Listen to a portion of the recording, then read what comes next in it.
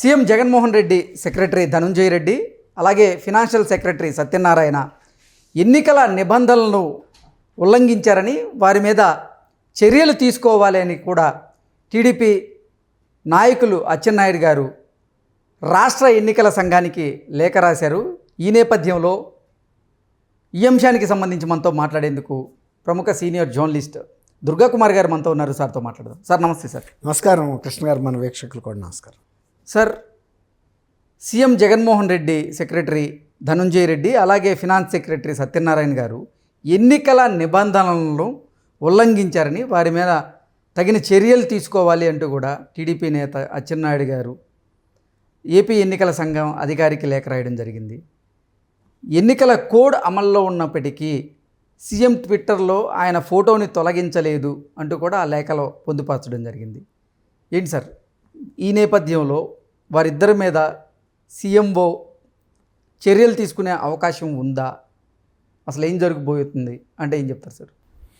అంటే ఆంధ్రప్రదేశ్ ప్రభుత్వం ఇతర రాష్ట్రాల కన్నా భిన్నంగా వ్యవహరిస్తుందండి. ఎన్నికల కోడ్ వచ్చినా, కేంద్ర ఎన్నికల సంఘం ఎన్నిసార్లు హెచ్చరికలు చేసినా, రాష్ట్ర ఎన్నికల సంఘం ఎన్ని హెచ్చరికలు చేసినా కూడా రాష్ట్ర ప్రభుత్వ అధికారులు నిమ్మక నీరెత్తినట్లుగా ఉన్నారు. గతంలో కోడ్ అమల్లో లేనప్పుడు ఎలా ప్రవర్తించారో ఇప్పుడు అంతకన్నా తెగించి ప్రవర్తిస్తున్నారు.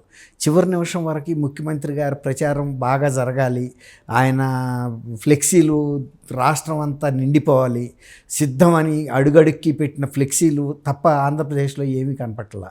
డెవలప్మెంట్ ఉండదు, తర్వాత ఏ విధమైన కొత్త పథకాలు అమలవ్వవు, కొత్త బిల్డింగులు కట్టింది లేదు.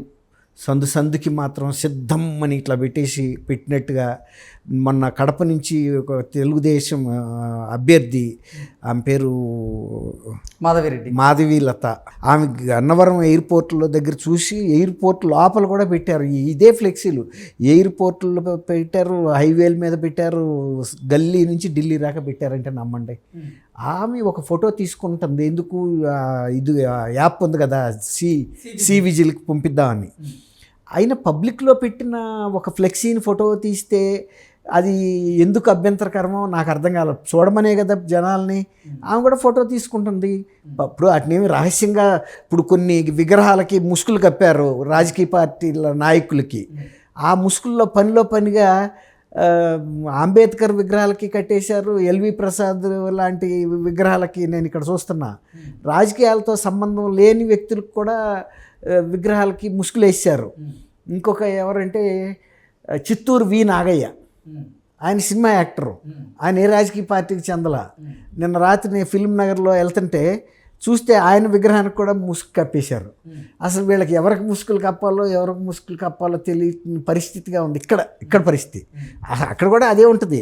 ఇప్పుడు నేను ఎందుకు చెప్పొచ్చా అంటే అది ఒక లాజిక్ లేదు. సిద్ధం అని మీరు ఫ్లెక్సీలు పెట్టి ఫోటోలు తీసుకుంటే ఆ మీద ఎంత దౌర్జన్యం చేశారంటే కారు మీద దాడి చేస్తున్నారు.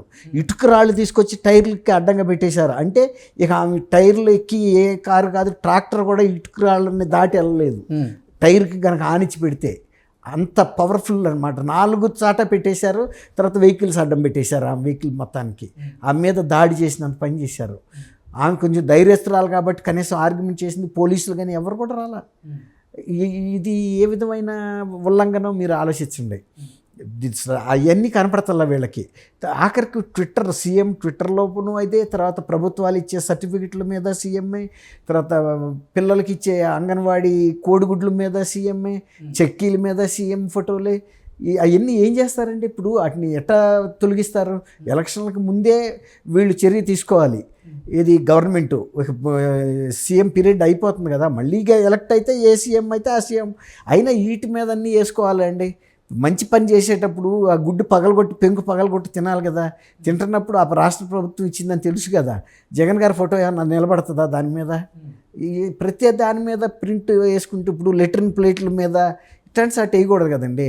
కాళ్ళ కింద నడిచే టైల్స్ మీద జగన్మోహన్ రెడ్డి గారి ఫోటోలు, రోడ్ల మీద దాని మీద నడుస్తానికి కదా వేసింది. ఇప్పుడు మీరు ప్రచారం చేసుకునే కూడా కొంచెం ఉందాతనంగా ఉండాలి. ఆ తర్వాత ఎక్కడన్నా ఒకటి ఆరా పెట్టుకుంటే పర్లేదు, కానీ ఇంటింటికి సిద్ధం అంటే దేనికి? మీకు 5 ఏళ్ళు ఇచ్చారు, నేను నా పని పూర్తి చేసుకుని వెళ్ళిపోవడానికి సిద్ధపడుతున్నాడా అని అడుగుతున్నారు. బై జగన్ అని జనం చెబుతున్నారు. ఆ పోస్టర్లు చూసినప్పుడల్లా నేను బస్సుల్లోనూ ట్రైన్లోనూ వెళ్తున్నప్పుడు ఆ సిద్ధం అనేది ఎక్కడ పడితే అక్కడ ఉన్నాయి. బై బై జగన్ అంటున్నారు, జగన్ బై బై అంటే ఆయనకు ఉపయోగించుకుంటున్నారు. ఇక వాళ్ళు ఒక నిర్ణయానికి వచ్చారు ఈయన పంపించడానికి, వెళ్ళటానికి ఆయన సిద్ధం అన్నట్టుగా నాకు అనిపించింది. ఆంధ్రప్రదేశ్ మొన్న ఈ మధ్య వెళ్ళినప్పుడు 3-4 జిల్లాల్లో తిరిగాను నేను, అట్టా అనిపించింది. ఇప్పుడు అచ్చెన్నాయుడు గారు ఏం రాశాడంటే వీటన్నిటి మీద కూడా జగన్మోహన్ రెడ్డి గారి ఎన్నికల కోడ్ వచ్చి 12 రోజులైనా కూడా వాటిని తొలగించట్లేదు అని ముఖేష్ కుమార్ మీనా గారికి, స్టేట్ సిఇఓ గారికి లెటర్ రాశాడు.